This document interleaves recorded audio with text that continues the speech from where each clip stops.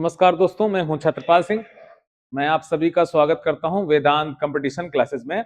आज हम पढ़ेंगे, आज से पढ़ेंगे अगर कहें तो हम लोग जो संविधान के वाद हैं उत्तर प्रदेश उपनिरीक्षक परीक्षा में सबसे इम्पोर्टेंट होने वाले हैं।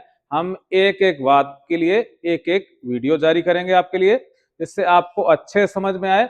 आपको पूरे यूट्यूब पर स्पष्ट तरीके से कहीं भी आपको समझाया नहीं गया है, ना ही आपको कहीं पर किसी कोचिंग के आपके पीडीएफ में चीजें उपलब्ध होंगी जो आपको पढ़ाई जाएंगी।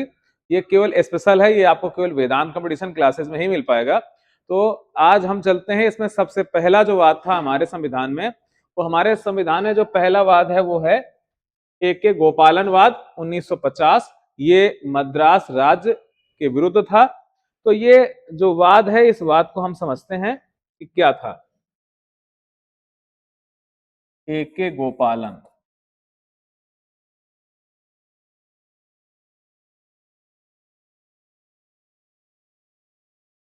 ए के गोपालन वर्सेस बनाम मद्रास सरकार। बात है 1950 की।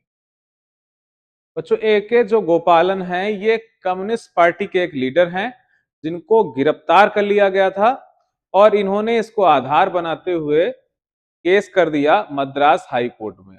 इन्होंने आधार क्या बनाया था? इनके मुकदमे का या इनके केस का जो आधार है, इसकी पूरी हम बारीकी से अगर समझें कि जब भी किसी व्यक्ति के मौलिक अधिकारों का उल्लंघन होता है तो उसके पास कुछ अधिकार संविधान द्वारा प्रदत्त किए गए हैं। वो अधिकार हैं, एक अनुच्छेद 32 उसको प्रदत्त है कि अगर उसको लगता है कि मौलिक अधिकारों का उल्लंघन हुआ है तो इस आर्टिकल का प्रयोग करके, किस आर्टिकल का प्रयोग करके? अनुच्छेद 32 का प्रयोग करके वो सीधे अपील कर सकता है सुप्रीम कोर्ट में। और एक अनुच्छेद और है जिसके तहत उसको केस करने का अधिकार दिया गया है, वो है अनुच्छेद 226, और इसके तहत वो हाई कोर्ट में अपील कर सकता है।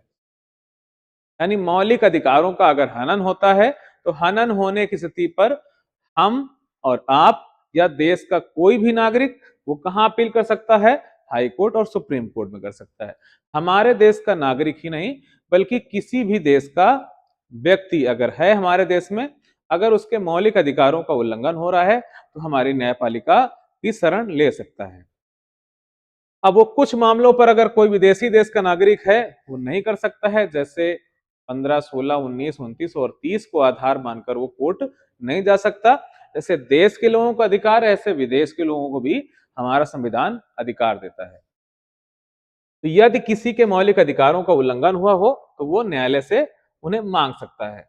तो हमारे यहाँ आर्टिकल है 1900, हमारे यहाँ अनुच्छेद एक है अनुच्छेद 22। ये अनुच्छेद जो 22 है ये गिरफ्तारी के विरुद्ध संरक्षण प्रदान करता है कि कब किस व्यक्ति को गिरफ्तार किया जाएगा। जिसे गिरफ्तार किया जा रहा है उसके गिरफ्तारी के कारण भी बताए जाएंगे। तो अब एन गोपालन जो कम्युनिस्ट नेता हैं और कांग्रेस शासित सरकार ने उनको गिरफ्तार कर लिया, उसके विरुद्ध वो पहुंच गए मद्रास हाई कोर्ट। और मद्रास हाई कोर्ट पर वो पहुंचते हैं और आधार बना लेते हैं कि हमें जो अनुच्छेद 14 है, हमारा अनुच्छेद 19 है, उसका क्या किया गया है? उल्लंघन किया गया है। तो आधार बना रहे हो 3 अनुच्छेद। कौन सा है? अनुच्छेद 14, अनुच्छेद 19, अनुच्छेद 22। 3 अनुच्छेदों को आधार बनाते हुए उन्होंने कोर्ट पर अपील कर दी। इसमें है विधिक समानता, विधि की समानता। और आप लोग बताओ विधि की समानता किस देश से ली गई है? बच्चों, आपको पढ़ाया गया है। अगला है, यहां पर है स्वतंत्रता का अधिकार, स्वतंत्रता का अधिकार। और मूल संविधान में यह अधिकार 7 अधिकार थे यहां पर, अब एक कम कर दिया गया है तो कितने हैं? 6 अधिकार है। आर्टिकल 22 है गिरफ्तारी के विरुद्ध संरक्षण का अधिकार, संरक्षण का अधिकार।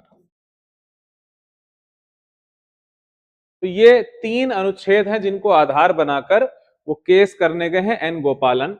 लेकिन एक सरकार ने कानून पास कर दिया है निवारक निरोध कानून 1950। निवारक निरोध कानून 1950 में सरकार ने पारित कर दिया था और सरकार अपना बचाव हुए करती है, कहती हमने इनकी जो गिरफ्तारी करी है ये राष्ट्रीय निरोध कानून के तहत हमने इनकी गिरफ्तारी करी है। जैसे प्रेजेंट टाइम पर अगर देखें तो पसपा रासुका के जो कानून है मकोका, इन कानूनों के तहत कोई भी व्यक्ति, ऐसा व्यक्ति जो अशांति फैला रहा हो, ऐसे व्यक्ति को गिरफ्तार किया जा सकता है। तो यहां पर मद्रास उच्च न्यायालय ने निर्णय सुनाते हुए कहा कि सरकार द्वारा की गई विधिक कार्यवाही सही थी। जो ए.के. गोपालन है उनके किसी भी मौलिक अधिकार का उल्लंघन नहीं हुआ है।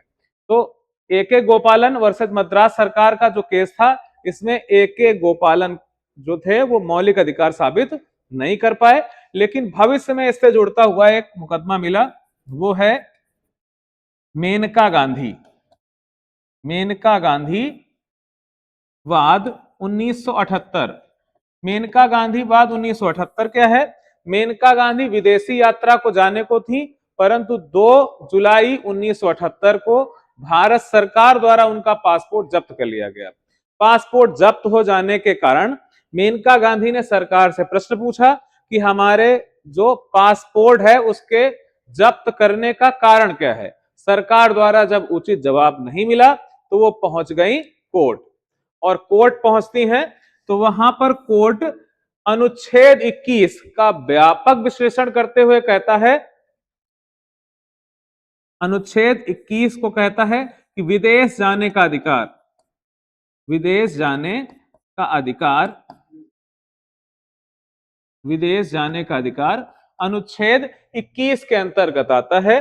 मेनका गांधी वाद में ही बताया गया है, मेनका गांधी वाद में ही बताया गया है कि एकांत, मेनका गांधी वाद में बताया गया है एकांत रहने, एकांत वास का अधिकार। अगर कोई व्यक्ति अकेले रहना चाहता है तो अकेले रह सकता है, विदेश जाना चाहता है तो विदेश जा सकता है। यहां पर कोर्ट ने, सुप्रीम कोर्ट ने निर्णय सुनाते हुए अनुच्छेद 21 का व्यापक विश्लेषण किया और उसने माना, सुप्रीम कोर्ट ने, कि अनुच्छेद 14, अनुच्छेद 19, अनुच्छेद 21 ये तीनों एक गोल्डन ट्रायंगल का निर्माण करते हैं। तो गोल्डन ट्रायंगल की अवधारणा किस वाद से आई थी? मेनका गांधी वाद से आई थी। तो मेनका गांधी वाद जो था वो किस निर्णय को पलट दिया था? तो ए.के. गोपालन के निर्णय को किस में बदला गया था बच्चों? तो मेनका गांधी वाद 1978। तो आप ऐसे ही वीडियो के लिए जुड़े रहिए वेदांत परिवार से। अगले हम फिर मिलते हैं अगले वीडियो में, हम अगले टॉपिक के साथ। अगला टॉपिक होगा, वो होगा हमारा, इसके जस्ट बाद वो होगा चंपकम द्विराजनवाद वर्सेस मद्रास सरकार, और ये इससे भी ज्यादा महत्वपूर्ण होने वाला है क्योंकि उसके द्वारा नवी अनुसूची जोड़ी गई। तो जुड़े रहिए, और वीडियो अच्छा लगे तो इसे लाइक करें, चैनल को सब्सक्राइब करें। धन्यवाद, नमस्कार, जय हिंद।